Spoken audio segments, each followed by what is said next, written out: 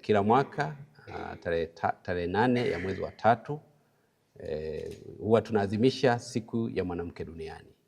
Na siku ya mwanamke duniani ni msingi ambao uliwekwa na Umoja wa Mataifa katika kutafuta na kuongeza chachu ya ushiriki wa wanawake katika masuala ya kijamii, masuala ya kisiasa, masuala ya kiuchumi na masuala mengine ambayo yanahusu uwezeshaji wa wanawake katika nyanja mbalimbali za kiuchumi.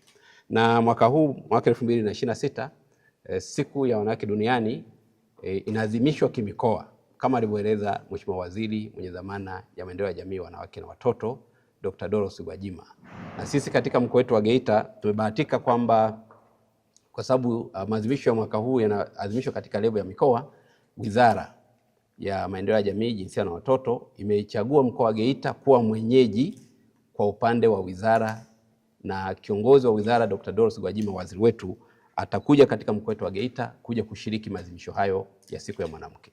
Na mpango mzima ni kwamba kila baada ya miaka 5 maadhimisho ya kitaifa ndio yanafanyika. Na mwaka jana kama mnavyofahamu maadhimisho ya kitaifa yalifanyika Arusha.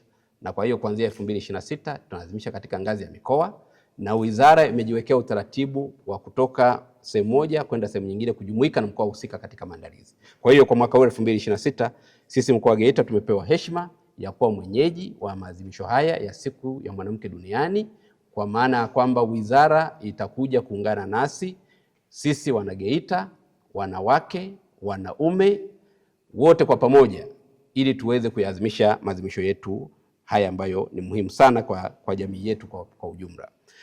Maadhimisho ya mwaka huu tumepanga kufanya mambo tofauti tofauti.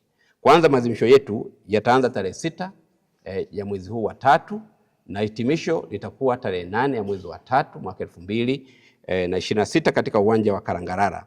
Na katika shughuli ambazo tumezipanga, tutakuwa na kongamano kubwa la wanawake, na kongamano hilo litafanyika katika ukumbi wa Gedeko ulioko manispaa ya Geita. Lakini asubuhi ya tarehe 6 ya mwezi wa 3 itatanguliwa na mbio za baskeli zinazoendeshwa na wanawake. Na kwa kweli tumeweka utaratibu, pamoja na kwamba wako ambao wameandaliwa, lakini hatumzuii mwanamke ambaye anataka kushiriki mbio hizi. Na tutaweka utaratibu mzuri wa kila mwanamke aliyekuja na baskeli yake anayetaka kushiriki mbio za baskeli za wanawake tarehe 6 ya mwezi wa 3, kuanzia stendi ya mabasi ya manispaa ya Geita mpaka viwanja vya Gedeko. Basi tutatengeneza utaratibu wa namna ambavyo watakuwa wanashiriki. Kuanzia saa 3 tutakuwa na kongamano la wanawake, na kongamano hili ni mahususi kwa ajili ya kujadili maendeleo ya wanawake kwa ujumla katika taifa letu na hususan katika mkoa wetu wa Geita. Kwa hiyo tunatumia nafasi hii vile vile kuwakaribisha wanawake na wanaume waje wajitokeze kwa wingi katika kongamano hilo. Tumealika mabingwa wa utoaji wa mada, harakati za mwanamke katika kujiletea maendeleo. Tumetoka wapi, tuko wapi na tunakwenda wapi. Lakini vile vile watatupa maarifa duniani, sehemu zingine duniani wanavyofanya katika kuempower au kuwawezesha wanawake katika jambo hilo. Lakini vile vile tarehe 6 hiyo tutaanza harakati za kutoa huduma kwa ajili si tu ya wanawake na wanaume katika viwanja vya Karangarara vilivyoko hapa manispaa ya Geita. Viwanja hivi vitaanza kutoa huduma za kisheria ili wale ambao wana changamoto za mirathi, wana migogoro ya ardhi, wana migogoro mbalimbali katika familia, basi waweze kuja kupata huduma za kisheria. Tunashukuru sana, tunashirikiana na wanasheria mbalimbali wako tayari kuja kushiriki kutoa huduma hizo. Lakini vile vile tutakuwa na utoaji wa huduma kuanzia tarehe 6 mpaka tarehe 8 pale katika viwanja vya Karangarara, huduma za kiafya ikiwemo upimaji wa saratani mbalimbali ambazo zitatolewa kwa ajili ya kina mama, lakini pia na watu wengine. Lakini vile vile kutakuwa na huduma zingine za upimaji wa pressure na magonjwa mengine kama kisukari. Tumejiandaa vizuri kuhakikisha kwamba huduma hizo zinatolewa katika maonyesho haya au katika maadhimisho haya ya siku ya mwanamke. Kuanzia tarehe 6 mpaka tarehe 8 shughuli zote za huduma zitaendelea kutolewa katika viwanja vya Karangarara.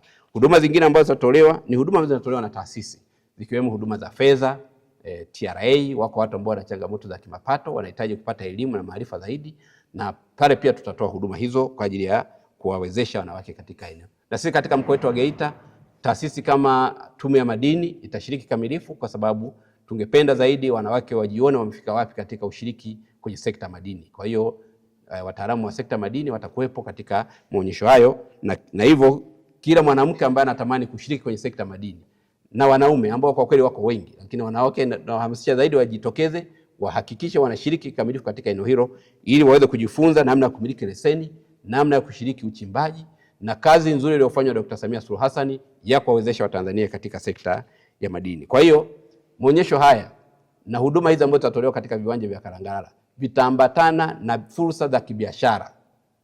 Wako wafanyabiashara ndogo ndogo watakuja pale, wako akina mama wasindikaji watakuja na bidhaa zao, ili mwananchi ambaye anataka bidhaa ambayo anashindwa kuipata sehemu yoyote, basi aje Kalangalala kuanzia tarehe 6 ya mwezi wa 8 ya mwezi wa 3, tarehe 6 mpaka tarehe 8 ya mwezi wa 3 2026, na hatimaye tarehe 8 mwezi wa 3 ndio itakuwa hitimisho la maadhimisho ya siku ya mwanamke.